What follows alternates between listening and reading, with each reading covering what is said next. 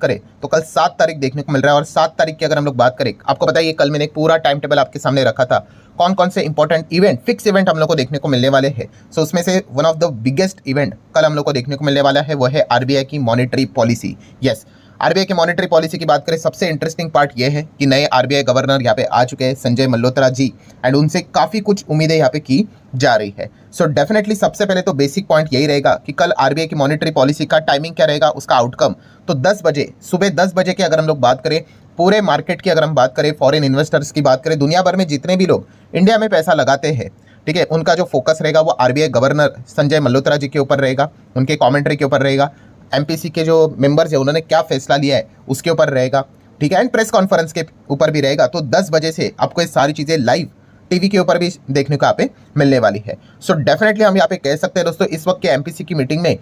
बहुत ज़्यादा होप हम लोगों को देखने को यहाँ पे मिल रही है। होप मतलब किस कॉन्टेक्स्ट में, ऑब्वियसली हर कोई रेट कट का ही इंतजार यहाँ पे करता रहता है, एंड रेट कट अगर हुआ तो वो थोड़ा नीट एंड क्लीन होना चाहिए, ऐसा नहीं कि कंडीशन वाइज मतलब इसका बेस्ट एग्जाम्पल जैसे मैंने बार बार दिया है, पॉवेल जी ने जो किया था, ठीक है, ये वाले फेड के मीटिंग की मैं बात नहीं कर रहा हूँ, इसके पहले जो दिसंबर वाली थी, रेट कट तो किया बट उसके साथ ऐसी ऐसी चीज़ें उन्होंने बोल दी,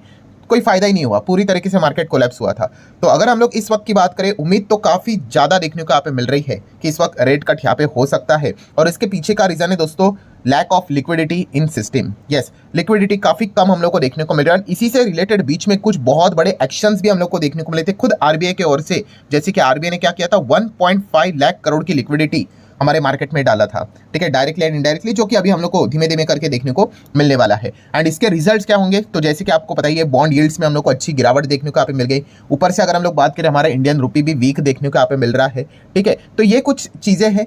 हम लोगों को संकेत देते हैं कि डेफिनेटली यहाँ पे लिक्विडिटी से रिलेटेड क्रंचेस देखने को मिल रहे हैं। एंड अभी अगर आपको लिक्विडिटी से रिलेटेड ही प्रॉब्लम को सॉल्व करना है तो एमपीसी की मीटिंग ये सबसे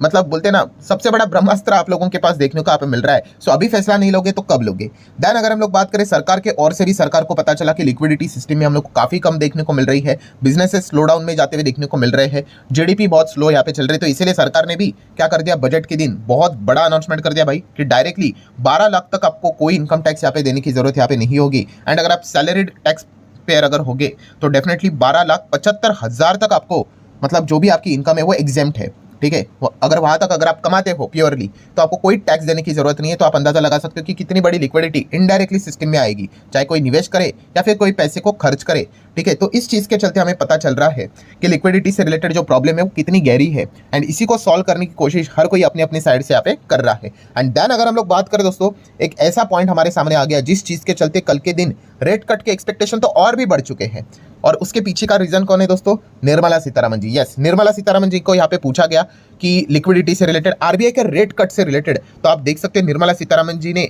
एक मैसेज दिया किनको, मॉनेटरी पॉलिसी जो कमेटी के जो मेंबर रहते, 6 मेंबर्स होते हैं उनको। सो उन्होंने यहाँ पे क्या बोला, देखिए उन्होंने ये तो क्या है कि मैं तो उनको नहीं बता सकती कि रेट कट करना है कि नहीं करना है, बट द आरबीआई ने यहाँ पे क्या करना है, खुद का कॉल लेना है। बट येस, उन्होंने एक बट लगाया है। बट किस चीज़ के चलते लगाया, उन्होंने बोला है कि देखो लिक्विडिटी की बहुत ज़रूरत है, हर किसी को यहाँ पे पता है, एंड इस चीज़ के चलते रिसेंटली उन्होंने भी स्टेप्स लिए हैं, सरकार भी यहाँ पे स्टेप ले रहा है, ठीक है। मतलब आप अंदाजा यहाँ पे लगा सकते हो कि निर्मला सीतारमन जी की ओर से भी ये पॉइंट वो बार बार हाईलाइट करके बता रहे कि more liquidity required in our system, ठीक है। सो ये 12 लाख वाला एक डिसीजन तो हो गया,